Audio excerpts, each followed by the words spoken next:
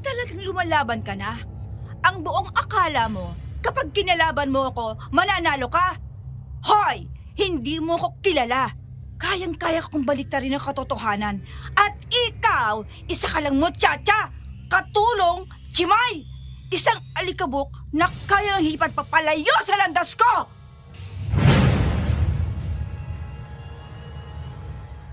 Bakit ba napakamata pobre mo? Para bang hindi mo alam? Pareho lang naman tayong alikabok sa lupa. Isa ka rin lang namang tiyamay, katulong, muchacha na katulad ko. Kaya huwag kang magmataas. Dahil kung kaya mong baliktarin ang katotohanan, ako naman, kayang-kaya kong ipangalandakan yung bulok mong pag-uugali! Dark Shadow 101. Kumusta mga ka-shadow? Welcome back sa ating channel. Para sa lahat ng mga mahilig sa kwentong aswang at kababalagan, huwag nating kalilimutang mag-subscribe sa ating channel, Dark Shadow 101. Lahat ng aming ilalahad mula mismo sa ating mga letter sender na hanggang ngayon nanginginig pa rin sa takot kapag naaalala nila ang kanilang nakaraan. Kwentong kilabot at katatakutan. Narito na ang ating tula sa araw na ito.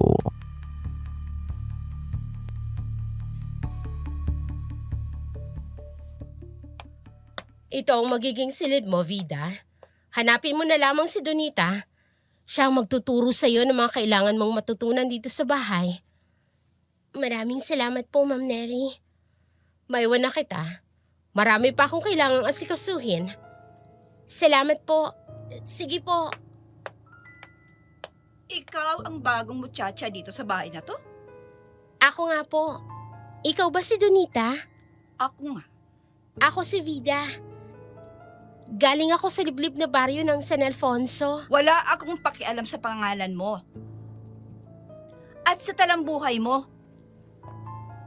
Oh, bakit natulala ka na? Hoy! Gising! Wala ka rito upang magbakasyon, ano? Narito ka para maging katulong, muchacha, chimay.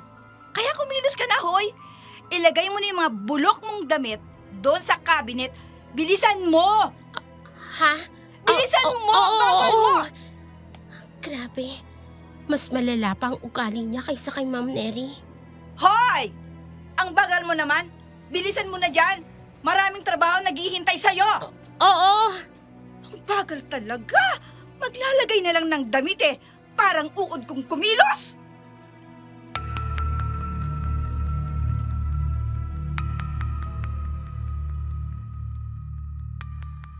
Nagmamadaling nilagay ni Vida ang kanyang mga gamit sa lumang cabinet na itinuro sa kanya ni Donita.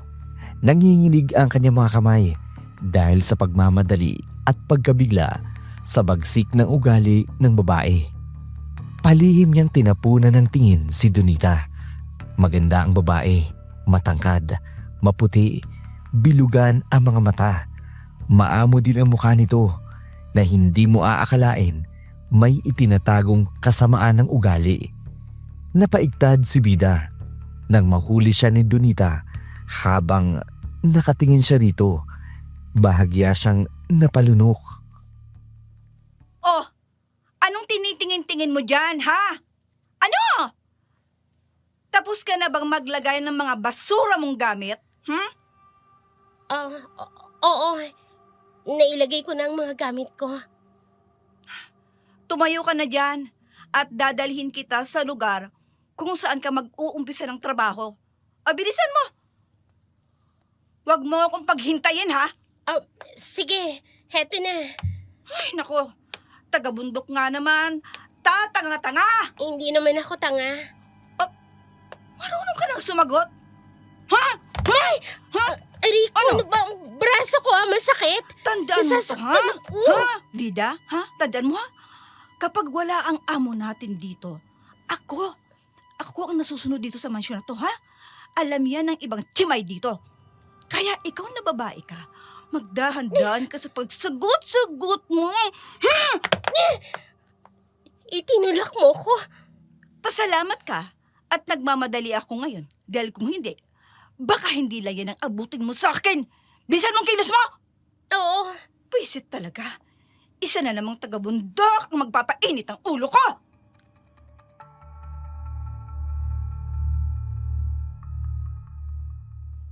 Bahagyang napahawak si Bida sa braso niyang kasalukuyang namumutla. Dahil sa mahigpit na pagkakahawak ni Donita doon, matari siyang nilampasan ni Donita.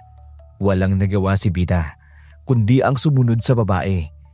Maya't maya nitong inaayos ang mahaba nitong buhok, saka itong miti ng matamis nang mapadaan siya sa isang silid. Pero hindi tiningnan ni Bida kung sino ang hinitian ni Donita dahil kaagad siya nitong pinandilata ng mga mata. Dinala siya ng babae sa likod ng bahay kung saan naruroon ang kulungan ng mga manok at baboy. Kaagad na umalingaw nga ako na ang natural na mabahong amoy ng mga dumi ng hayop. Maya-maya pa may tinawag si Donita. Lumabas ang isang lalaki na sa hinuha niya'y kaedar niya. Pero sa pilantik ng kamay nito, sa mapinong kilos, hindi maipagkakailang isa itong babayute. Hoy! Charing! Halika nga dito. Lumapit ka dito. Dalian mo. Bakit, Donita? Makinig ka ha. Dahil medyo naaawa naman ako sa'yo, bibigyan kita ng panibagong tsimay na makakasama mo. Eto, si Vida. Turuan mo siyang linisin ang kulungan ng mga baboy at manok. Pagkatapos, maggapas kayo ng damo sa may entrance ng mansyon. Naunawaan niyo ba akong dalawa? Oo, Donita. Naunawaan namin. At ikaw naman, Vida. Hindi ka naman siguro bobo, ano? Kagaya ni Charing. Bakla na nga, bubita pa. Naunawaan ko ang lahat ng sinabi mo, Donita. Mabuti. O ano pang hinihintay nyo? Trabaho na! Mukha na naman kayong bakasyonista eh. Hindi uso dito ang nakatulala at tatamad-tamad. Halika na, Bida. Ituturo ko sa iyo ang magiging trabaho mo. Dapat pagbalik ko dito, malinis na tong area na to, ha? Kung hindi, malilintikan kang dalawa sa akin. Oo, Donita. Lilinisin ka agad namin. Bakit ganun siya? Masama talagang ugali ni Donita. Mas matapobre pa siya kaysa sa totoo nating amo. Hindi lang yung ginagawa niya kapag wala dito si Madam Neri at si Sir Raynon. Pero, bakit hinahayaan lang siya ng mga amo natin? Napakasama ng ugali niya. Hindi naman kasi nila alam kung ano talaga ang totoong ugali niya. Magaling siya magpanggap. Isa pa, malaki ang tiwala sa kanya ng pamilya ni Ma'am. Kasi malaki ang utang na loob nila sa mga magulang ni Donita. Noon kasing muntik nang mamatay si Sir Marvin dahil nahulog siya sa ilog at muntik nang malunod ang mga magulang ni Donita ang nagligtas sa kanya. Pero hindi naman sila kay Donita may utang na loob, kundi sa mga magulang niya. Para kasi kay Ma'am Neri, ang pagtanaw ng utang na loob ay pagtrato ng maganda kay Donita. Pinaaral nga rin niya ni Mami at si Sir Raynon sa State College sa bayan. Talaga? Mukhang hindi ko kakayanin ang ugali niya. Sana mabayaran ko kaagad ang pagkakautang ko kay Ma'am Neri. Katulad din pala kita, no? Wala kaming perang pambayan kaya pinagtatrabahuhan ko na lang. Malalampasan din natin to. Tiwala lang. Halika, mag-umpisa na tayo para matapos na tayo kaagad. Sige, para matapos na rin kaagad ang mga kailangan nating gawin. Tama ka kasi baka bumalik si Doña Donitang Chimay. Malalagot tayong dalawa kapag hindi natin kaagad natapos. Kaagad na nakagaanan ng loob ni Vida si Charing. Mabait ito at palaging tinutulungan si Vida sa mga gawain. Kaya mas napadali ang lahat. Gabi na nang matapos nilang linisin ang bakuran at maggapas ng mga ligaw na damo. Malawak kasi ang bakuran ng mansyon. Kasama pa rito ang pagtatanim at pagtitrim nila ng mga halaman. Dahil gusto raw ng kanilang amo na maging maganda at malinis ang buong bahay, lalo na't uuwi ang nag-iisang anak nito. Pagod na lumabas si Bida sa kanyang tinutulugang kwarto. Bigla siyang nakaramdam ng pagkaukaw.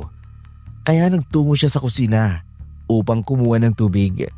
Maingat ang kanyang mga galaw, ngunit bigla siyang napaiktad nang may parinig siyang boses sa kanyang likuran.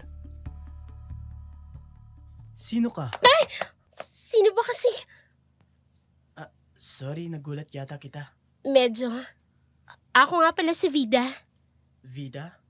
Bago kang katulong dito sa bahay? Oo. Kararating ko lang kaninang umaga. Ikaw, sino ka? Ako si Marvin. Marvin? Hala, ikaw yung anak ni Ma'am Neri? Naku sir, hindi ko po kayo nakilala. Ngayon ko lang po kasi kayo nakita. Hey, you're fine. Para namang ang laki ng kasalanan na nagawa mo kung makapag-sorry ka. Sir Marvin? Narito ka po ba sa kusina? Not now, please. Sir, kailangan ko na pong bumalik sa kwarto ko. Shh! Wait. Huwag ka munang umalis. Ho?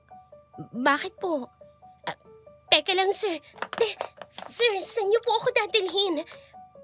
Dito tayo. Magtago tayo dito. Bakit niyo ba ako Huwag kang hinihila? maingay, please. Marvin? Sir? Nandito ka ba? Halos nakayakap na siya sa akin. Ang bango niya naman. Siguro, mamahalin ang perfume niya. Ang tangos-tangos din ng ilong niya. At ang ganda ng mga mata niya. Hey, huwag mo akong titigan ng ganyan. Ho? Pasensya na po. Paano ba ako tumingin? Huwag kang maingay. Maririnig niya tayo. I can handle it when you look at me like that. Ha? Bakit naman hindi ka makakapag-survive? Napaka-inosente. Just please, huwag kang maingay. Ayokong malaman niya na narito tayo. Akala ko ba naman nandito siya? Baka labas na nga. Baka nasa pool area siya. Marvin! Magpakita ka naman sa akin, oh. Gusto ko makausap ka. Marvin! Ay, mabuti na lang at umalis na siya.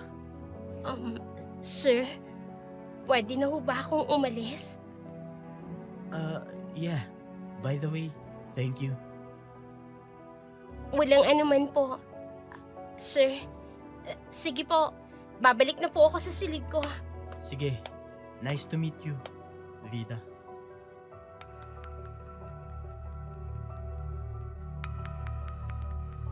Bahagyang tumango si Bida bago tuluyang tumalikod. Hindi niya alam kung bakit, ngunit tila nahipnotismo siya sa kagwapuhan ng kanyang amo. Matangkad, moreno, may malalim at nakakaakit na mga mata. Napakatangos ng ilong at may matipunong pangangatawan. Hindi niya masisisi si Donita kung magkagusto man ito kay Marvin dahil halata naman sa kilos ng babae na may lihim itong paghanga sa kanilang amo. Kinabukasan, maagang nagising si Vida upang linisin ang kwadra ng mga kabayo. Naka-day off si Charing, kaya mag-isa lamang siyang nagtrabaho sa likurang bahagi ng mansyon habang abala siya sa pagpapakain sa mga manok. Kinakausap niya pa nga ito. Bigla niyang narinig sa kanyang likuran ang isang malalim at baritonong boses. Nang lingunin niya iyon, bumungad sa kanya ang napakagwapong muka ni Marvin. Nakasuot ito ng puting t-shirt na bahagyang basa ng pawis, kaya't bakat ang matikas nitong abs at ang malapad na dibdib. Ang aga-aga mo namang nagising. Mukhang tataba ang mga manok namin ah. Alagang-alaga mo eh. Ito po kasi yung sabi sa akin ni Charing, sir. Dapat maaga ko raw pakainin ng mga hayop. Day off nga pala si Charing ngayon, kaya mag-isa ka. Opo, may kailangan po kayo sa akin. Ilalabas ko lang ang kabayo kong si May. Bala ko kasing maglibot ngayon sa farm. Ganun po ba? Sandali lang po. Kukunin ko lang po siya sa kwadra. Huwag na. Hindi mo kabisado ang ugali ng kabayo ko. Baka masaktan ka pa. At ayokong mangyari yun sa'yo. Ho? Good morning, Vida. See you later. Hindi na nakapagsalita pa si Vida. Sinundan na lamang niya ng tingin ang papalayong amo. Naguguluhan siya sa sinabi nito, kahit na simple lang naman kung tutuusin. Ang kakaibang ngiti nito, ang mga matang tila nangungusap, ang lalo pang nagpalito sa kanya. Bumalik si Vida sa realidad nang maramdaman niya ang biglang pagguhit ng sakit sa kanyang mga braso. Nang lingunin niya at tingnan kung bakit bumungad sa kanya ang nanlilisik na mga mata ni Donita. Galit na galit itong nakatitig sa kanya habang mahigpit ang pagkakahawak sa kanyang braso. Aray ko, Donita, ano bang sakit? Bitiwan mo ang braso ko. Malandi ka! Bakit mo ba ako sinampal? Ano bang problema mo? Anong problema ko? Ikaw ang problema ko. Gaga ka! Ano? Napakalandi mo? Wala ka pang 2 araw dito sa mansyon? Lumalandi ka na visit ka? Ayos lang sana kung ang nilalandi mo ay ang hardinero. Pero hindi. Ha? Mataas din ang pangarap mo, ha? Si Marvin pa talaga? Ha? Hindi ko nilalandi si Sir Marvin. Hindi pala. Pwes, ano yung nakita ko kanina? Kinakausap niya lang ako. Ganon din yon. Ilusyonudo ka. Aray ko, ano ba ang baho ko? Visit ka! Tingnan mo, masakit. Ito ang tatandaan mo, Vida. Bata pa lang ako. Pangarap ko na si Sir Marvin. Kaya hindi ko papayag na isang dukhang katulad mo lang ang sisira sa pangarap ko. Wala akong ginagawa. Wala pa. Pero alam kong may binabala ka. Huwag mo akong paaandaran ng isa kang inosente at mabait. Dahil kilala ko mga katulad mong dukha. Daig niyo pang linta na handang makasipsip kapag nabigyan ng pagkakataon. Bitiwan mo sabi ang buhok ko. Gusto mong bitawan kita? Ha? Sige! Yan! Tinulak niyo ako diretso dito sa putik. Diyan ka na babagay, lintik ka! Sa putikan. Sa susunod na diino pa si Sir Marvin, hindi lang yun ang aabutan mo sa akin! Anong nangyayari dito? Marvin? Vida, bakit nariyan ka sa putikan? Kasi Nadapa po siya. Tutulungan ko siya, Sir Marvin. Halika na, Vida. Humawa ka sa kamay ko, ha? Sa susunod kasi, mag-iingat ka. Ayan, tuloy na dapa ka. pero hindi naman. Itikong mo yung bibig mo kung ayaw mong tahiin ko yan. Ha? Vida, mabuti pa pumasok ka na sa loob at magpalit ka. Maligo ka na rin. Dumikit yata sa'yo yung ipot ng manok eh. Sige. Aalis na po ako. Yun nga rin ang sabi ko sa kanya eh. Vida, kumuha ka na lang ng shampoo at shower gel sa storage room. Marami doon para bumangaw ka naman. Donita, Bakit? Totoo naman ang sinasabi ko ah. Marvin, wala akong ginagawa ngayon eh. Pwede mo akong isama sa pangangabayo mo.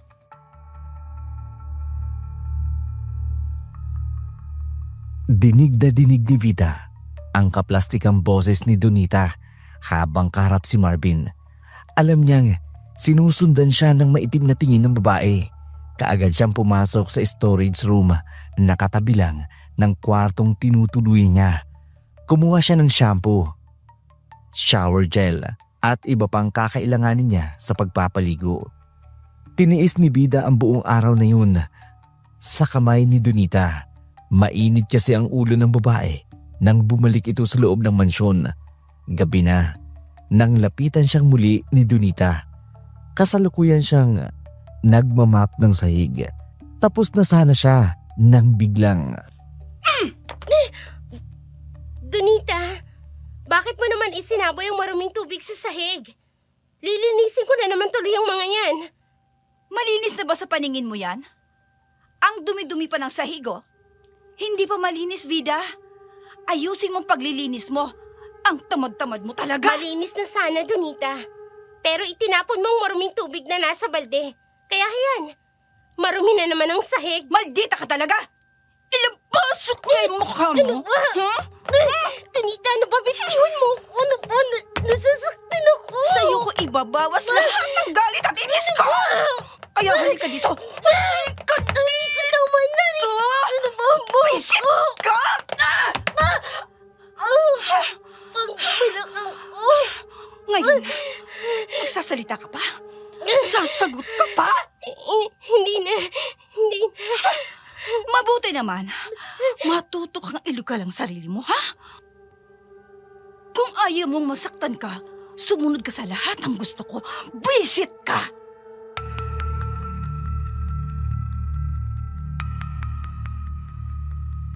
naiiyak na tumayo si Bita mula sa maruming sahig. Bago tiningnan ang nagkalat na maruming tubig sa buong hallway. Mag-aalas 7 na ng gabi. Simula pa lang ng umaga, nagtatrabaho na siya. Gutom at pagod ang nararamdaman niya. Pero wala siyang magawa kundi linisin ang maruming tubig na isinaboy ni Donita. Pagkatapos niyang linisin ang mga yun, nagtungo siya sa kusina. Doon, naabutan niya si Hiner, ang hardinero ng mansyon.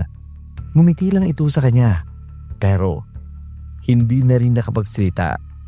Si Bida naman ay nagkasya sa kaning lamig. Tinira ng konting ulam ang naroon. Kinabukasan, medyo nabuhayan ng loob si Bida. Nang makita si Charing, kaagad siya itong sinalubong. May ngiti sa labi. Charing! Mabuti naman at maaga kang dumating. Masaya ako na narito ka na ulit. Hulaan ko, kalbaryo ang inabot mo kahapon, ano? Oo eh. Sabi ko na eh. Anong ginawa sa'yo ng Burhilda na yun? Napakarami. Sinaktan niya ako. Sinabunutan. Itinulak sa ipot ng mga manok. Kung ano-ano pa. Aba, malala. Alam mo, sa tingin ko, inggit yan sa'yo. Ha? Bakit naman? Mas maganda ka sa kanya eh. Ikaw talaga, Charing. Kung ano-ano yung sinasabi mo. Totoo ang sinasabi ko. Mas maganda ka sa bruhang yun. Kahit simple at luma ang mga damit mo, mas litaw ang ganda mo kaysa sa kanya na puno ng makeup ang mukha. Salamat. Pero, ano ba talagang trabaho niya dito sa mansyon? Hindi naman siya tumutulong sa atin. Parang kanang kamay ni Ma'am Neri. Siya yung nagre-report kapag may mga kulang o kailangan dito sa mansyon. Nabanggit ko na rin sa iyo na malaki ang tiwala sa kanya ng pamilya ng amo natin, di ba? Dahil sa utang na loob. Tumbak! Alam mo, magtrabaho na lang tayo. Ang una nating gagawin ay i-receive yung mga karne na i-deliver ngayong umaga. Karne? Oo, karne. Yung magdi-deliver yung dumating na van kanina? Oh, yun nga. Halika, puntahan na natin. Kaagad na sumunod si Bida kay Charing. Kaagad din niyang sinalubong ang driver ng naturang van na may iniabot sa kanila na papel. Ibinigay naman ni Charing kay Donita at pinirmahan naman ng babae. Gamit ang ilang trolley, dinala nila ang kaong-kaong styrofoam patungo sa loob ng isang malaking brazier kung saan iniimbak ang mga karne na idinideliver. Napanganga si Bida nang makita ang napakaraming tambak na frozen goods doon. Pagkalabas nila, kaagad silang sinalubong ni Donita. Kayong dalawang chimay, makinig kayo sa akin. Ano yun, Donita? Mamayang hapon, Mm, darating si Ma'am Neri at Sir Raynon. mm, Kayong dalawa, mm, lalo ka na Charing, mm. siguraduhin mong masarap ang ilulutong ulam mamayang gabi. Areglado, Donita. Magaling. Ayoko ng palpak na trabaho. Huwag kang mag-alala. At ikaw naman, Vida, tutulungan mo si Charing sa pagluluto at paghahanda ng hapunan.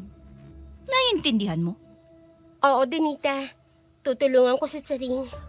Ayoko na may isa sa inyo ang pumalpak.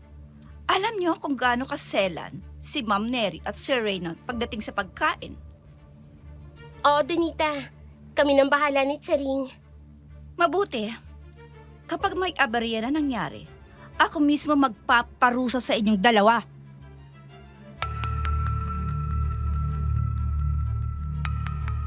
Nagkatinginan si Bida at Charing. Pagkatapos silang kausapin ni Donita, iniwanan sila nito ng mas marami pang trabaho.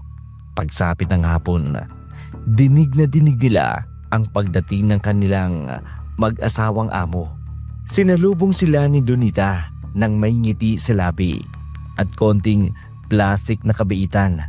Nang sumapit ang alas 5 ng hapon, kinuha ni Charing ang karne ng kanilang lulutuin, habang siya naman ang inassign sa pagluluto ng gulay. Abala sila pareho sa kusina, pero hindi mapigilan ni Bida ang magtanong kay Charing nang makita kung gaano kabusisi nitong inihahanda ang karne. Mukhang maselan talaga sa pagkain ng mga amo natin, ano? Sinabi mo pa. Yun ang dating cook dito at tinanggal dahil nagkamali sa pagluluto. Ganyan ba? Oo. Nakakatakot naman pala. Ay, yung gulay huwag mo masyadong lulutuin ha. Para kay Sir Marvin, ayaw kasi noon na masyadong luto ang gulay. Sige, mabuti't sinabihan mo ko kaagad. Oo, mahirap na. Baka kasi wala tayong hapunan kapag nagkataon. Mahilig sila sa karne. Ha? Ang ibig kong sabihin, mahilig sila sa karne. Kasi halos puro karne yung i-deliver kanina. Si Ma'am Neri at Sir Raynon lang. Si Sir Marvin, halos gulay ang kinakain, tsaka manok. Hoy, kayong dalawa, tapos na ba kayo magluto? Malapit na, Donita. Bilisan niyo naman ang kilos niyo. Puro lang kayo chismisan eh. At ikaw naman, Vida, diyan ka sa niluluto mo tumingin. Hindi yung nakikipagchismisan ka pa sa baklang ulikbang to. Baklang ulit bataw. Hindi na lamang sumagot si Bida. Nakita niya ang pagsimangot ni Charing ng patago. Alam niyang nagtitimpi lang din ito dahil sa kasamaan ng ugali ni Donita. Saktong alas 8 nang matapos sila sa pagluluto. Si Donita ang nagdala ng pagkain sa hapag. Hinintay nila kung may reklamo ang kanilang mga amo sa kanilang nilutong pagkain. Laking pasasalamat nila nang walang naging reklamo ang mga ito. Pagkatapos ng hapunan, nilinis na nila kaagad ang dining area. Mops, punas ng mesa at spray ng antibacterial spray sa buong paligid. Nang matapos na silang lahat ng gawain, kumain na sila Charing. Ngunit nauna si Charing na bumalik sa maid's quarter. Samantalang si Bida naman mas piniling magpahangin muna sa garden. Saglit siyang napaupo sa duyan nang may marinig siyang boses. Sandali lang. Sabik na sabik ka naman eh. Mabuti na lang. Mabilis tanggal itong suot kong damit. Bilisan lang natin. Oo. Baka magising si Neri. Sabik na sabik ako sa iyo, Donita. Ilang linggo na rin ako nananabis sa iyo. Ikaw naman kasi. Sabi ko naman sa'yo, isama mo ako sa Maynila. Hindi pwede. Alam mo namang hindi magagawang pigilan ang sarili ko kapag nasa paligid lang kita eh. At ayoko mahuli tayo na Neri. Sabik na sabik din ako sa'yo, Raymond. Ako rin na. Hindi kita titigilan na hanggat hindi magiging landang kulay ngayong gabi. Si Donita. At ang amo naming lalaki, naghahalikan sila. At naghuhubad ng suot nilang damit. Teka, kung ganun, may relasyon silang dalawa. Base sa mga naririnig ko. Yuck! Nakakadiri. Akala ko pa naman sa Sir Marvin ang gusto niya. Pero nakikipagrelasyon pala siya sa tatay ni Sir Marvin. Yuck! May narinig akong kilos ko sa bandang yon. Pero tila hindi naririnig ni Sir Raynon at Donita. Aalis na ako dito. Baka makita nila ako dito. Ayokong malaman nila na nakita kong katak sila nilang dalawa. Aalis na ako.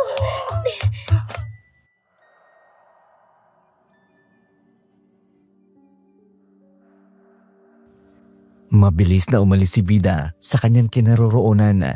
Nakaramdam siya ng kakaibang takot. Nang tumingin siya sa madilim na bahagi ng mansyon at nakitang parang may dalawang pares ng pulang mata roon, hindi niya alam kung namamalikmata lamang ba siya o meron nga siyang nakita. Kinabukasan, walang kibo si Vida habang naglilinis ang kulungan ng mga baboy. Pagkatapos, sinamahan siya ni Charing na mag-alis sa mga tuyong dahon sa garden. Muling naalala ni Vida ang kanyang nakita nung nakaraang gabi. Habang nanunumbalik iyon sa kanyang isipan, hindi naman napigilan ni Charing na sikuhin siya na siyang nagpabalik sa kanya sa realidad. Huy! Charing, bakit? Ano bakit?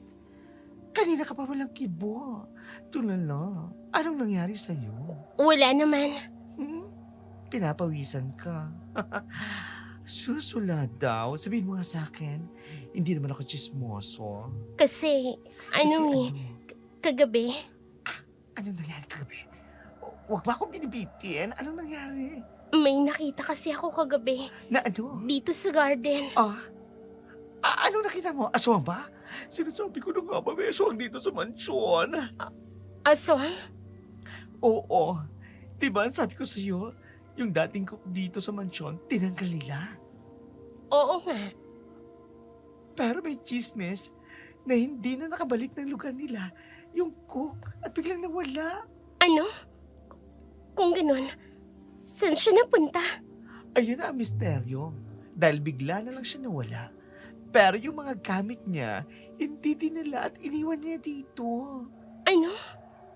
O hindi mo narinig? Iniwan dito. Hindi ba nakakapagduda? Hoy! Kayong dalawa, wala talaga kayong magawa, no? Ha?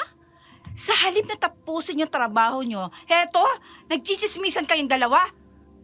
Donita, patapos na rin naman kami. Manahimik ang bakla ka. Anong pinag-uusapan nyo? Ha? Oh, wala. Wala naman, Donita. May nakita ba kayo, ha? Ha? Nakita ano? Anong ha? Sagutin nyo ko. May nakita ba kayo kagabi? Wala. Pagkatapos ng trabaho namin, nagpahinga na kami. Mabuti naman kung ganon. O, bilisan yung trabaho nyo dyan at may ipapagawa pa ako sa inyong dalawa. Ang taray, kung makapagtanong, wagkas. Ano ba sa tingin niya? Ibang makikita natin dito bukod sa pinagdududahan ko may aswang nga rito. Ano pa ba? Hindi na nakasagot pa si Vida. Alam niya kung bakit ganun na lamang ang pagtatanong sa kanila ni Donita. Siguro'y nag-aalala ito na may nakakita sa kanila ng amo niyang lalaki na may ginagawang kahalayan. Mabilis na tinapos ng dalawa ang kanilang gawain. Sumapit ang hapon. Nagtaka sila kung bakit ipinatawag sila ng kanilang among babae. Kaagad naman silang tumalima patungo sa opisina nito nang matagpuan mismo sa loob ng mansyon. Pinapatawag mo raw kami, Ma'am Nari? Oo, wala kasi si Donita. Kaya kayo na lang ang tatanungin ko. Tungkol po saan, ma'am? May nawawala kasi akong kwintas. Ho? Naku, wala po ako ninanakaw ha. Mahirap lang po kami, pero hindi po kami magnanakaw. Ako rin po, Ma'am Neri. Wala naman po akong kinukuha. Kalma lang kayong dalawa. Wala naman akong sinasabing kayo ang kumuha. Pero dahil nakatira naman tayo sa isang bahay at nagtatrabaho kayo sa akin, kaya mas mainam na tanungin ko kayo. Ma'am, nagsasabi po ako ng totoo. Patagal na po ako nagtatrabaho sa inyo. Hindi ko pa magagawa talaga maglakaw. Vida? Ma'am, wala po akong kinukuha. Pag dumating si Donita, hahalugugin natin ang mga gamit ninyo para magkaalaman na kung sino ba talaga ang kumuha ng mamahaling kong kwintas. Sige po, ma'am. Pero sigurado po ako, wala po kami kinukuha ni Bida. Malalaman natin sa ring. Yan lang naman ang dahilan kung bakit ko kayo ipinatawag. Para hindi kayo mabigla mamaya kapag hinalungkot na ang mga gamit ninyo. Hindi na nakapagsalita pa si Vida at si Charing. Pinagbawalan na rin silang muling pumasok sa maid's quarter. Maging ang ibang katulong ay nananatiling naghihintay sa labas hanggang makarating si Donita. Sakay ng sasakyan ni Raynon. Nanlaki ang mga mata nito nang makita silang nakahilera sa labas ng mansyon. Kaagad na sinabi ni Neri ang nangyari. Nakita ni Vida ang bahagyang paglunok ng amo niyang lalaki at ang pasimpleng pagtingin nito kay Donita. Marahil sa paningin ng iba, normal lamang iyon, ngunit para kay Vida, may alam siya sa relasyon ng dalawa. Malinaw sa kanya ang kakaibang ipinapahiwatig na titig ni Raynon kay Donita. Sinimulang halugugin na ang kanilang mga gamit. Nauna ang gamit ng mga labandera at iba pang katulong hanggang sa gamit ni Donita, ngunit wala roon ang kwintas. Sumunod na hinalugog ang gamit ni Charing. Nagulat pa si Charing nang may mahulog mula sa maliit na bag nito. Kumikinang ang malaking batong diamante ng kwintas doon. Hindi ko totoo yan!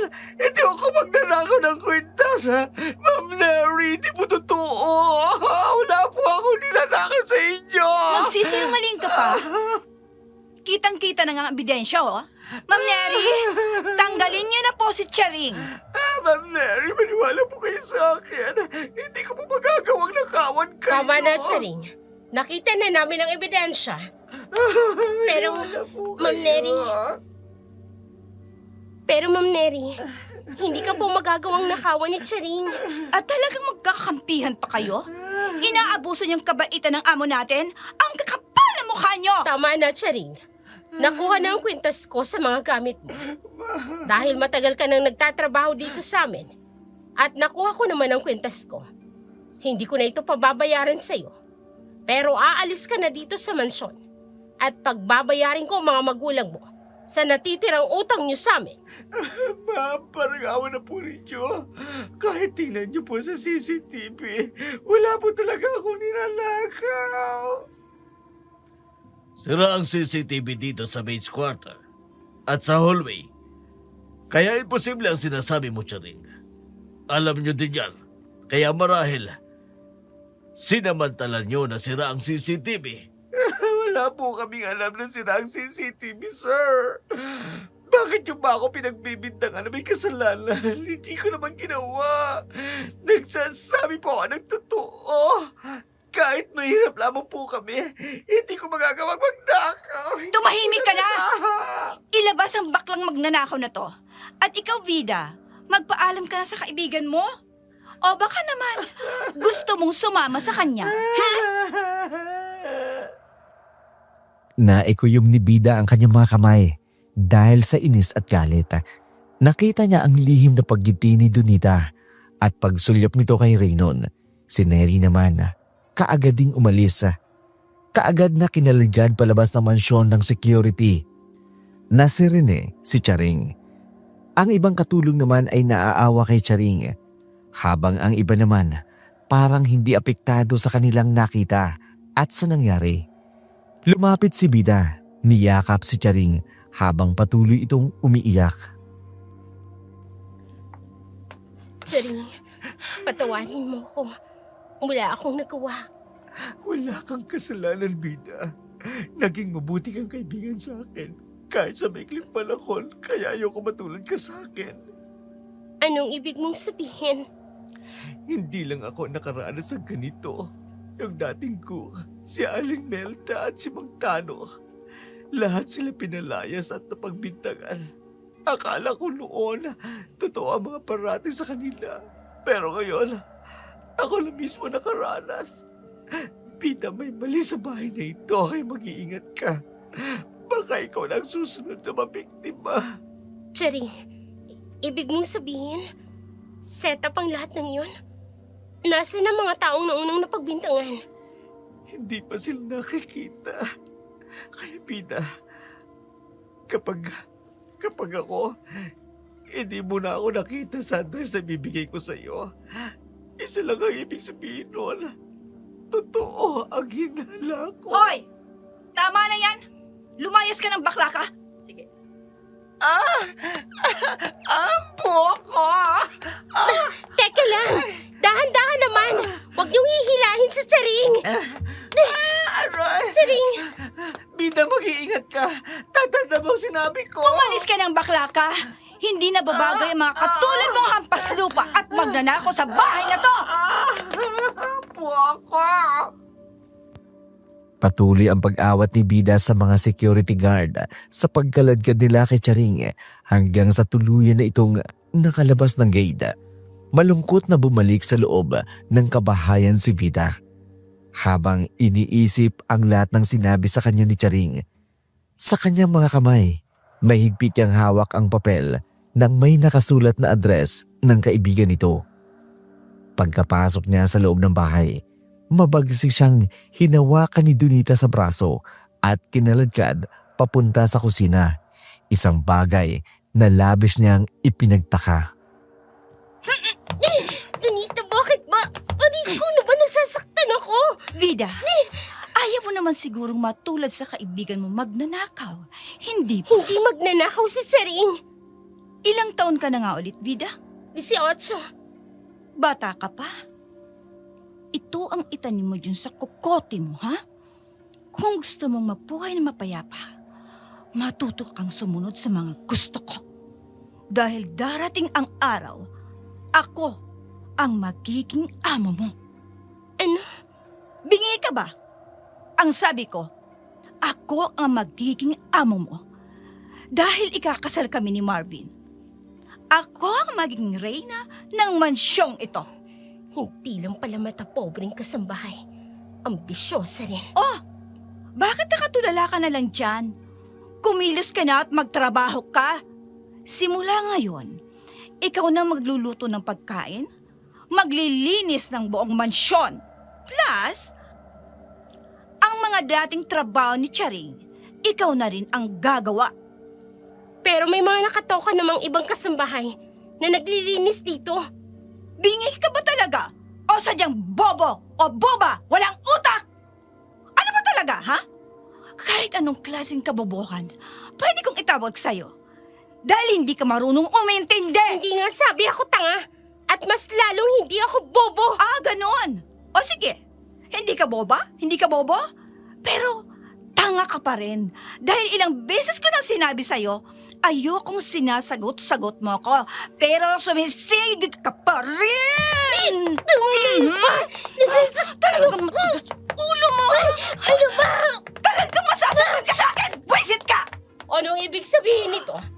Bakit kayo nag-aaway? Ma'am? Sinaktan po ako ni Vida. Sinabunutan niya ako dahil nagalit siya sa akin.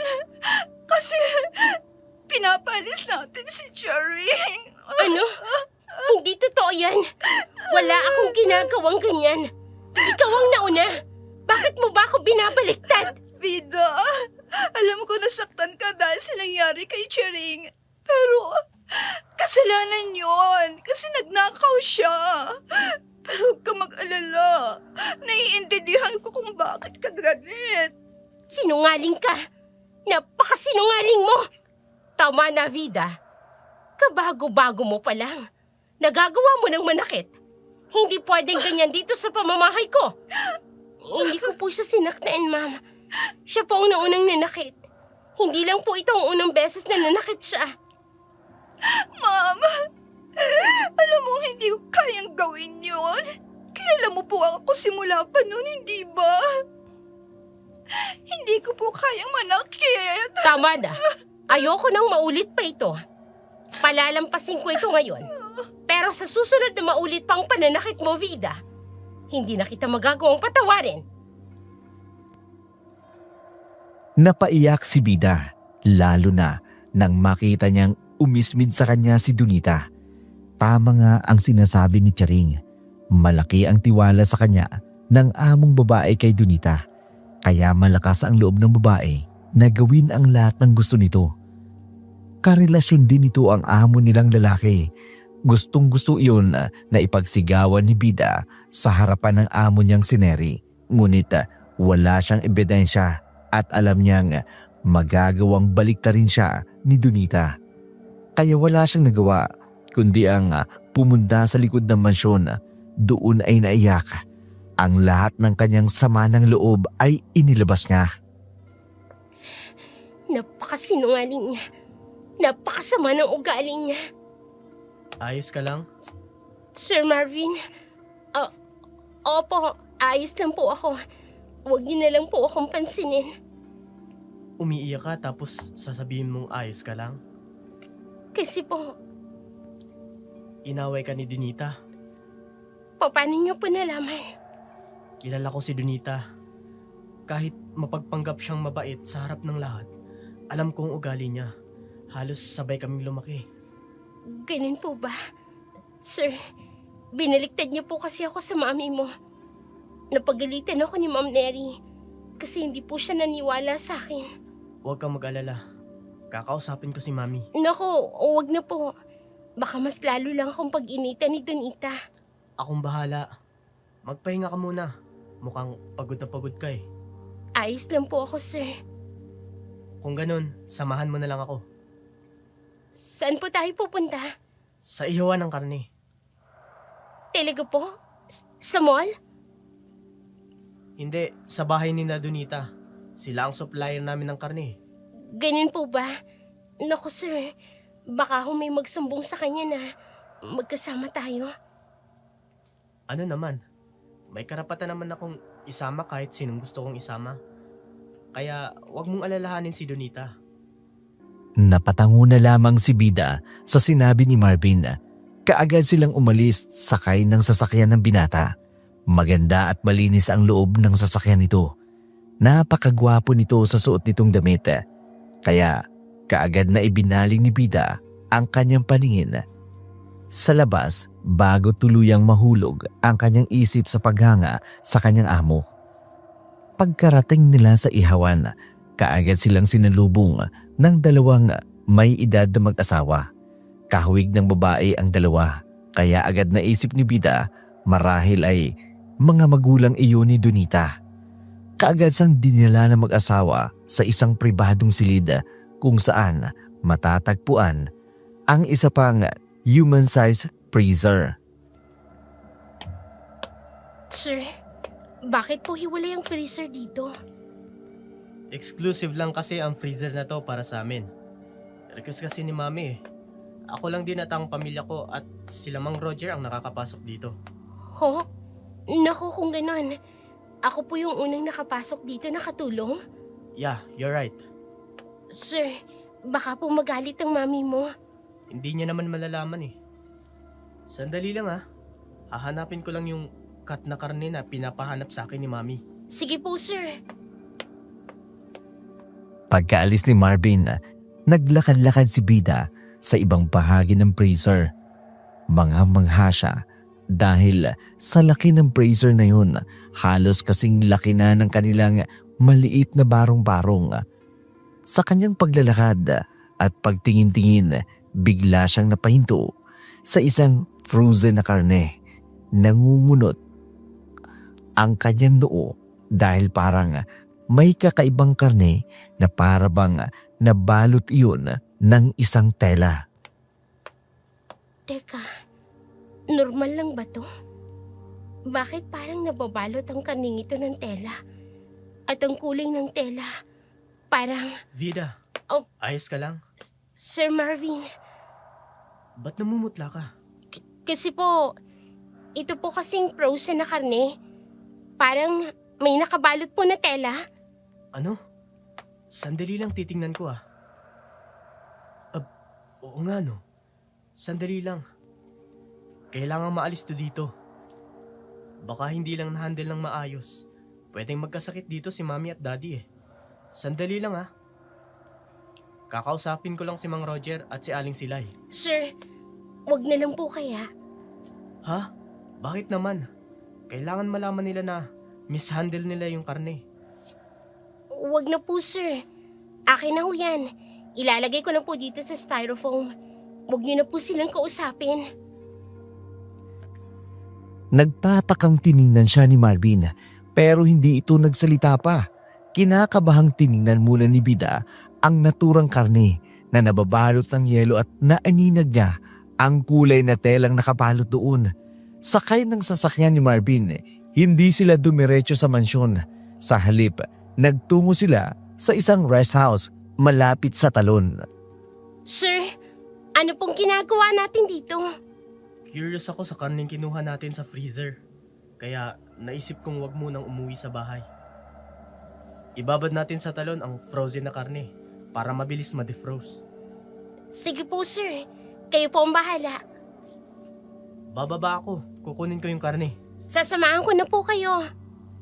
Kaagad na bumaba si Vida mula sa sasakyan at sumunod kay Marvin. Kinuha nito ang styrofoam kung saan nakasilid ang karne. Dinala iyon sa talon. Ilang oras din silang naghintay bago tuluyang ma-defrost ang karne.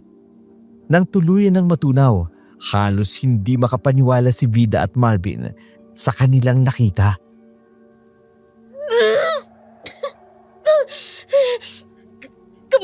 Kamay ng tao. Diyos ko, bakit may kamay ng tao? Yung karning galing sa freezer niyo, sir. Hindi ko alam. Wala akong alam, Vida. Kumakain ang pamilya mo ng laman ng tao. Diyos ko, anong mga nilalang kayo? Hindi ko alam. Wala akong alam. Hindi ko alam na may ganito pala. Teka, sandali lang. Ang kulay ng damit na yan, yan Yung ano? yung suot ni Charing bago siya tuluyang umalis ng mansyon. Ano? Hindi ako pwedeng magkamali. Yan ang suot niya. Hindi ko pwedeng makalimutan ang kulay ng suot niya. Kay Charing ang damit na yan, sir. Kung ganun, patay na si Charing at chinapchap ang katawan niya at nilagay sa freezer. Sino nagpapatay sa kanya? Kawawa naman si Charing. Kung sino man ang may gawa nito, dapat managot, Sir Marvin. Aalamin ko kung sino ang may kagagawa nito. Sasama ko. Gusto ko rin malaman kung sino ang kriminal. Umiiyak si Vida habang nakatingin sa putol na brasong kamay at hinihinala niyang kamay ni Charing. Inilagay nila sa styrofoam uli ang putol na braso at kamay bago nila pinuntahan ang address na ipinabigay sa kanya ni Charing at doon nagtanong-tanong. Ewan, wala siya dito. Lele pa mare! O kailan ba siya umalis ng trabaho niya? Magtatatlong araw na po. Hindi ko pa nakikita si Charing Dini sa baryo namin. Kung umuwi siya, ay siguradong dediretso siya sa bahay ni Lolo Santilla. Diyan lang sa may dulo, ang kubo nila. Kaya, kung umuwi man siya, ay talagang makikita ka. Ganun ho ba? Maraming salamat po. Kung gusto din niya, daanan niyo na lang yung bahay kubo ng lolo niya at itanong niyo na rin. Baka nagkamali lang ako, pero talagang hindi ko siya nakita. Maraming salamat po ulit, Manong. Una na po kami. Sige, mag-iingat kayo sa daan. Kung ganun, marahil ay tama ang hinala mo, Vida. Marahil si Charing nga ang Puntahan muna natin ang lola niya at itanong natin. Baka nagkamali lang ho yung matanda. Sige, tayo na. Pinuntan nga nila yung bahay kubo ng lolo ni Charing. Naabutan nila doon yung isang matanda na nagbabayo ng palay. Nang makita sila nito, kaagad silang sinulubong at tinanong kung ano ang kailangan nila. Tinanong kaagad ni Bida kung nandoon si Charing, pero kaagad naman itong sinabing wala si Charing. Kahit kailan, hindi pa ito umuuwi. Bagsak ang balikat nang umalis sila. Habang nasa biyahe, tahimik silang dalawa ni na Marvin. Hanggang huminto ang kotse nito sa isang karinderiya malapit sa rest house na pinuntahan nila kanina. Magkakapilang muna ako. Hindi ko kayang kumain dahil naaalala ko, alam mo na, Ayoko rin pong kumain, sir. sino kayang may gawa nito? May nabanggit sa akin si Charing bago siya umalis ng mansyon.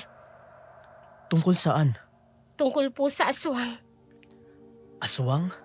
Vida naman, huwag mong sabihing naniniwala ka sa aswang. Yun po kasi yung sinabi niya. Sabi niya, hindi raw yun ang unang beses na nangyari yun. Marami na raw pong napaalis sa bahay ninyo. Katulad nung cook, yung Aling Milda, at yung iba pang kasambahay ninyo. Lahat daw po yun napagbintangan. Teka, tama ka. Marami nga kaming katulong na napaalis dahil napagbintangan na nagnakaw daw. Katulad po ng nangyari kay Charing. Nakuha sa gamit niyang kwintas ng mami mo. Interesting ito. Kung sino man ang pumatay kay Charing, nasa loob lang ng bahay namin. Mahilig kumain ng karne ang mga magulang mo. Sinasabi mo bang aswang ang mga magulang ko? Hindi naman po sa ganun, sir. Huwag po sana kayong magagalit kaagad. Mahilig lang sa karne ang mga magulang ko. Pero ang nagkakatay, what the hell? Ang mga magulang ni Donita. Tama ka. Nasa mga magulang ko at magulang ni Donita ang mga sospek. O di kaya, ang aswang na pumapatay. Ilang saglit na nagkatinginan sina Vida at Marvin. Patuloy na pinag-iisipan kung tama ba ang kanilang hinala. Alam niyang mahirap para kay Marvin ang lahat dahil dawit ang mga magulang nito. Pero gayon pa man, nakikita ni Vida na sinusubukan niya. Gabi na nang makauwi sila sa mansyon, matatalim ang mga mata ni Donita sa kanya. Kita ni Vida ang hindi nito pagkagusto sa pagsama niya kay Marvin. Dala ang isang styrofoam, dinala ni Marvin ang karne sa kusina. Pero ang totoo, pinalitan ito ng ibang karne. Bumili sila sa mall. Iniluto ni Vida ang karne ng mabilis na kilos. Umiwas siya kay Donita. Pagkatapos ma-serve ang pagkain, pumunta siya sa garden. Maya-maya pa'y may narinig siyang kaluskos doon. Dito ba? Shh! Hinaan mo lang ang boses mo, sir. Baka nandito na rin sila at marinig nila tayo.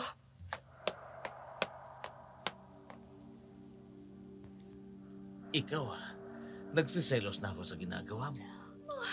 Raynon, honey, bakit ka naman magsiselos? Ikaw pa rin naman ang gusto ko. Kahit sinusubukan ko na akitin si Marvin. Kahit na alam mo namang mahal kita eh. Kahit na anak ko pa yan si Marvin, nagsiselos talaga ako. Isa lang naman ang rason kung bakit ko ginagawa ito, di ba? Alam ko naman yan, Donita. Halika nga dito. Nananabing ko sa'yo. Dahan lang. Sigurado ka bang tulog na si Neri? Sige. Tulog na yun. Kaya solong-solo na natin ang gabing ito. Mga hayop! Tanggalin na Ang natin. walang hiya! Niloloko nila si Mama. Ang kapal ng mukha ni Donita. Pinag-aral siya ni Mami at pinatira dito sa bahay. Nakakabaliwa talaga. Inaahas niya para kami. Pareho lang sila ni Daddy. Sir, ano po bang balak mo? Kukunan ko sila ng ebidensya. At Ipapakita ko kay Mami. Mananagot sila sa ginagawa nilang kataksilan. Hindi niyo po ba sila susugurin? Hindi na, Bida. Mas masakit ang gagawin namin ni Mami sa kanilang dalawa. Katulad ng sinabi ni Marvin, kinunan niya nga ito ng video sina Raynon at Donita. Nakikita ni Bida kung paano nalilingid ang luha sa mga mata ni Marvin, pero patuloy pa rin ito sa pagkuha ng video na tila ba tinitiis na lamang nito ang sakit ng kataksilan ng ama nito. Kinabukasan, maagang nagising si Bida sa pagtataka kung bakit sobrang tahimik ng buong kabahayan. Maging ang hardinero na Sener, nakita ni Bida si Neri, nakausap si Marvin. Mukhang seryoso ang pinag-uusapan ng mag-ina. Kaya mas pinili na lamang ni Bida na pumunta sa likod ng mansyon upang umpisahan ang kanyang trabaho. Hindi pa man siya nakatatagal sa likod ng bahay, sinugod na siya ni Donita. Hoy! Hampas lupang Chimay! Anong kailangan mo sa akin, Donita? Anong sinabi mo kay Marvin, ha? Saan kayo nagpunta kahapon? Pumunta lang kami sa mall. Ayusin mo sagot mo sa akin! Bitiwan mo ko! Ilang beses na ako nagtitimpi sa'yo, ha? Ah, talaga? Lumalaban ka na? Ang buong akala mo, kapag kinalaban mo ko, mananalo ka? Hoy! Hindi mo ko kilala. Kayang-kaya kong baliktarin ang katotohanan. At ikaw, isa ka lang muchacha, katulong, Chimay! Isang alikabok na kaya kong hipan papalayo sa landas ko! Bakit ba napakamata pobre mo? Para bang hindi mo alam? Pareho lang tayong alikabok sa lupa. Isa ka rin lang namang Chimay, katulong, muchacha na katulad ko. Kaya huwag kang magmataas. Dahil kung kaya mong baliktarin ang katotohanan, ako naman, kayang-kaya kong ipangalandakan yung bulok mong pag-uugali. Inagali mo talaga ako! Ano ba? Itong sa'yo! Hindi ka talaga nagsasawang saktan ako, ha? Pwes, lalabanan kita! Huli ka rin! Aray ko buko! Isit! Walang iya ka, muchacha ka! Talaga sumalaman ka na, ha? Hindi kita uurong ang babae ka! Hindi rin ako papayag! Nasaktan mo pa ako ulit! Aray ko! Aray ko! Bida! Tama na yan! Ano ba? Tumigil na kayong dalawa! Kasalanan ng babaeng yan, Marvin! Sinaktan niya ako! Ikaw ang nanugod sa akin, Donita! Ikaw ang unang nanakit at hindi ako! Marvin, tulungan mo ako! Sinaktan niya ako! Please, help! Umalis ka na muna, Donita. Ano? Marvin? Bakit akong pinapaalis mo? Dapat ang babaeng yan ang paalisin mo, hindi ako! Umalis ka na, sabi! Marvin! Hindi makapaniwala si Donita sa nakitang galit sa mukha ni Marvin. Para itong dragon na anumang oras ay magbubuga ng apoy. Wala siyang nagawa kundi ang umalis habang matalim niyang tinitigan si Vida na kasalukuyang inaalalayan ni Marvin. Umuwi si Donita sa kanyang bahay. Dala ang kanit pero gano'n na lamang ang gulat niya nang makita ang mga pulis doon at hinahalugog na ang kanilang katayan ng baboy, pati na ang bracer nila. Sa pagkabigla, kaagad siyang tumakbo patungo sa kanyang mga magulang. Pero sinabi ng mga ito na umalis na siya at bumalik na sa mansyon para hindi na siya madamay. Litong-lito at galit na galit si Donita dahil sa nangyari sa kanyang mga magulang at sa kanilang negosyo. Kaagad niyang sinugod si Raynon. Donita, magdahan-dahan ka nga. May bala ka bang sirain ng pinto? Anong nangyari, Raynon? Anong ibig mong sabihin? Hindi kita maintindihan. Ang sabi mo sa amin, poprotektahan mong pamilya ko. Pero ano nangyari? Paano nalaman ng mga pulis ang tungkol sa negosyo namin sa black market? Donita, wala akong alam. Imposibleng malaman ng mga pulis iyon. Walang nakaalam ng sekreto ng negosyo natin. Tumahimik ka! Ikaw lang ang nakakaalam ng lahat. Tayong apat na mga magulang ko. Ngayon, hinuli ng mga pulis. Reynald, gumawa ka ng paraan. Huwag mong hayaang makulong ang mga magulang ko. Donita, kapag ginawa ko yan, malalaman ng pamilya ko ang relasyon natin. Bakit ka natatakot, ha? Plano naman talaga natin to, Matagal na. Pakakasalan ko si Marvin. Pagkatapos ay papatay natin siya para makuha lahat ng mana niya kay Neri. Tumahimik ka! At baka may makarinig sa'yo. Itiko mo yung bibig mo! Hayop ka! So wala kang gagawin para hindi makulong ang mga magulang ko? Maghintay ka lang, Donita. Alam mong malapit kay Neri ang mga magulang mo, kaya sigurado ako, tutulungan niya ang mga magulang mo makalaya. Paano kung hindi, Raynon? Kakausapin ko si Neri. Alam ko hindi niya hayaang makulong ang mga magulang mo, kaya relax ka lang. Hanapin mo kung sino nagsumbong sa mga pulis tungkol sa iligal na negosyo natin, Raynon. Kung kailangang patayin natin, papatayin natin! Kita sa magandang mukha ni Donita ang galit at determinasyon na malaman kung sino ang nagsumbong sa mga pulis tungkol sa kanilang illegal na negosyo sa black market, organ trade. Matagal na nilang negosyo ang pangangalakal ng mga lamang loob ng tao dahil malaki ang kita. Nasisilaw sa pera si Donita at ang kanyang mga magulang. Malaki ang pangarap ni Donita. Hindi lang basta maging mayaman, kundi sobrang yaman.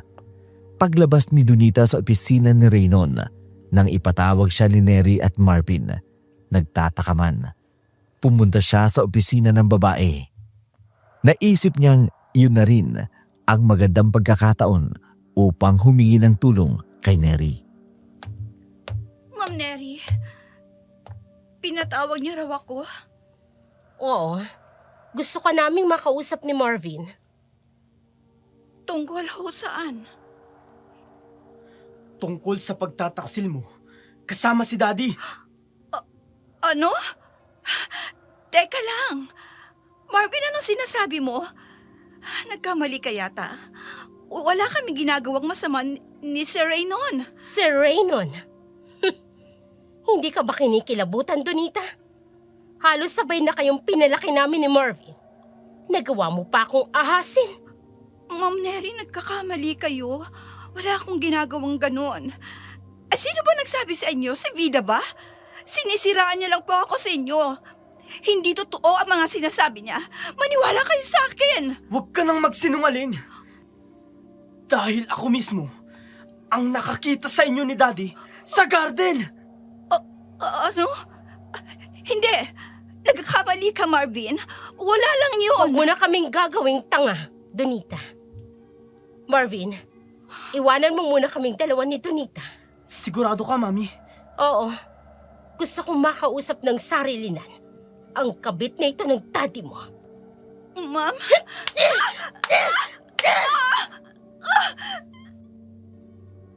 Iniwanan ni Marvin ang ina kasama si Donita.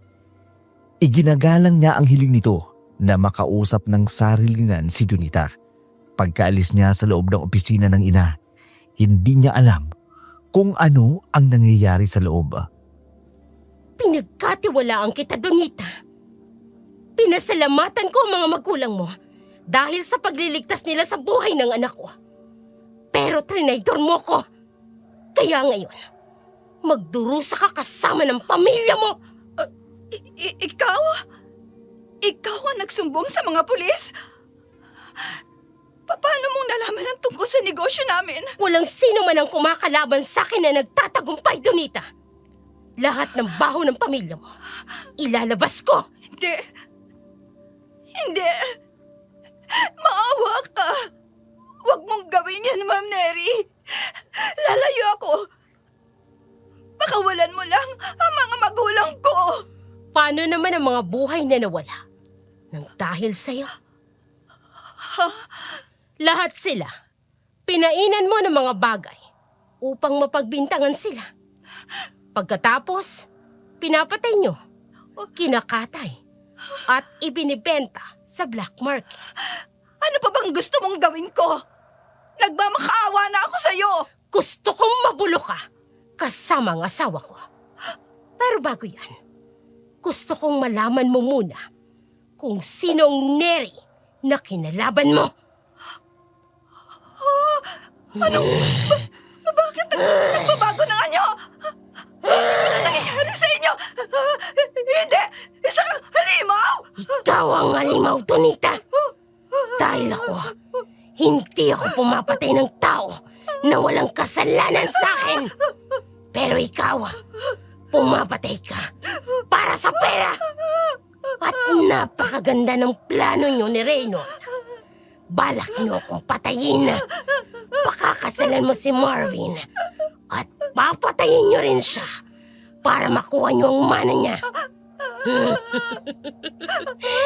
Pero hindi ko hayaang mangyari yun. Ewan mo. Hindi ako kain.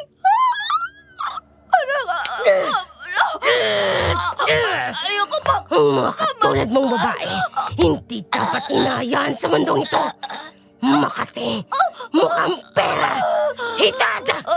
Dapat ikaw ang ipinapatay at ibinibenta sa black market. Hindi ko sabihin ang sikreto mo na asma. Pagkawalan mo lang ako. Makawa ako sa iyo. Sige, lumuhod ka pa sa akin. Pero hindi kita mapapatawad. Pagbabayaran mo ni Raynon ang mga kasalanan niyo sa akin at sa lahat ng mga taong pinatay niyo. Hindi. Huwag. Mahawa ka sa akin. Parang hawa mo lang. Mahawa ka, Neri. Kahit ano sabihin mo, gagawin ko. Patawarin mo lang ako. Huli na, Donita. Huli na.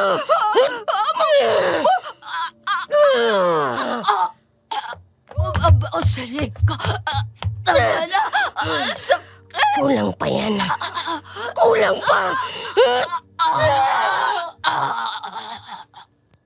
Hindi makapaniwala si Bida sa kanyang nakita at narinig. Nasa loob siya ng banyo ng opisina ni Neri dahil kasalukuyan siya naglilinis. Hindi siya makapaniwala sa kanyang mga nalaman. Dinig niya ang pagsigaw ni Donita at ang paghingi ng tulong. Maya-maya pa'y tumigil na ang sigaw ng babae. Kinakabahan na tumayo si Bida habang nanginginig ang kanyang mga kamay na may hawak na handle ng mapa. Lalo siyang napaiktad nang marinig niya ang pagbukas ng pinto ng banyo at paglingon niya, nakita niyang nakatayo doon si Neri, diretsong nakatitig sa kanya. Alam kong narinig mo ang lahat. Ma'am Neri, hindi ko po sinasadya na marinig ang lahat. Huwag kang mag-alala. Wala akong gagawing masama sa'yo. Nais kitang pasalamatan sa lahat ng naitulong mo sa pamilya ko. Po, humihingi rin ako ng tawad dahil hindi ko nailigtas ang kaibigan mong si Charing. Namatay siya dahil sa kasakiman ng asawa ko at ni Donita. Pero sisiguraduhin ko, makukulong ang mga magulang ni Donita.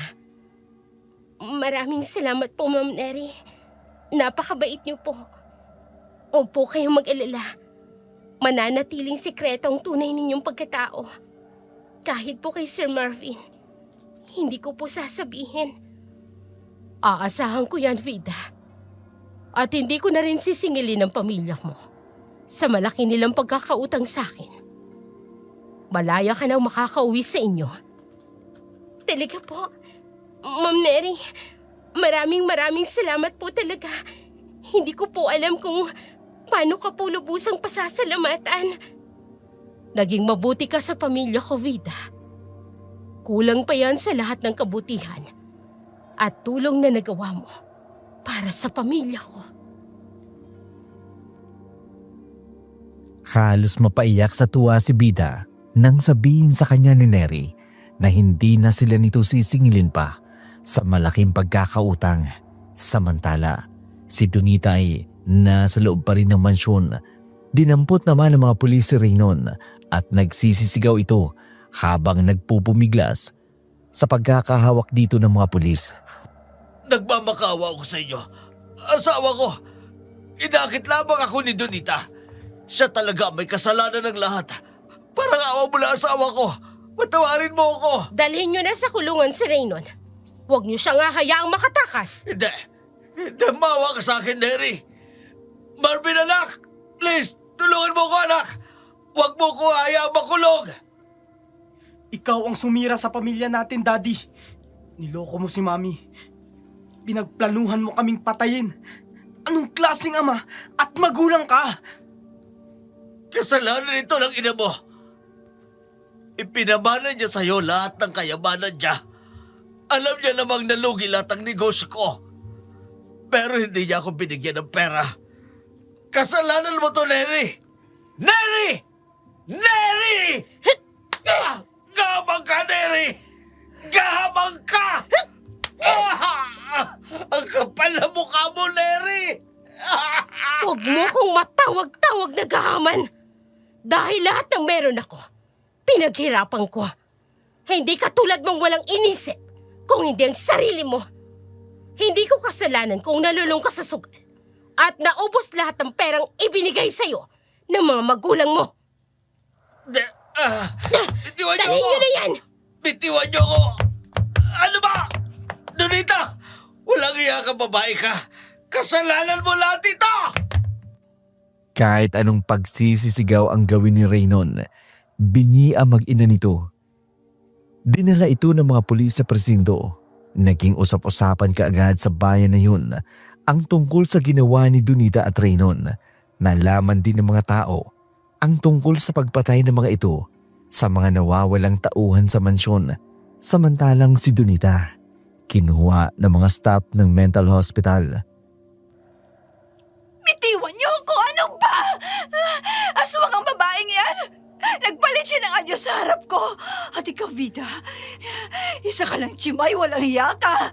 Kung alam ko lang na ikaw ang magpapahamak sa akin, sana ikaw ang pinapatay ko, hindi si Charing! Sige na, dalhin nyo na yan. Ayoko nang makita ang pagmumukha ng babae yan sa bahay ko. Iwan niyo ako, sabi! Mga aswang kayo! Saan niyo ako dadalhin, ha? Saan niyo ako dadalhin? Mami, ayos ka lang ba? Gusto mo bang magpahinga muna? Ako nang bahalang mag-aasikaso ng lahat. Pati ang pagpapakulang kay Daddy at Donita. Kaya ko, anak. Ang mabuti mong gawin, ihatid mo na si Vida sa kanila. Bakit? Aalis ka dito sa bahay, Vida? Opo, sir. Uuwi na po ako sa amin. Pinayagan na po ako ni Ma'am Neri na umuwi at huwag nang bayaran ng pagkakautang ng pamilya ko. Talaga? Mami, thank you. Isang mabuting tao sa Vida, Marvin. Nagkamali ako na nagtiwala ako sa isang katulad ni Donita. Pero ngayon, alam ko na ang tamang pagkakatiwalaan ko. Sige na, maiwan ko muna kayong dalawa. Uuwi ka na pala sa inyo. Nakakalungkot naman. Hindi na kita makikita. Pwede mo pa naman akong puntahan sa amin, sir. Gagawin ko talaga yan. Pwede ba? Huwag mo na akong tawaging sir. Marvin na lang. Sige, Marvin.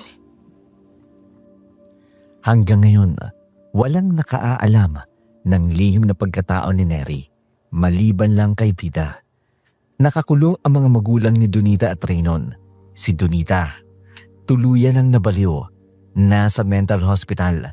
Si Vida naman at Marvin, nagkamabutihan.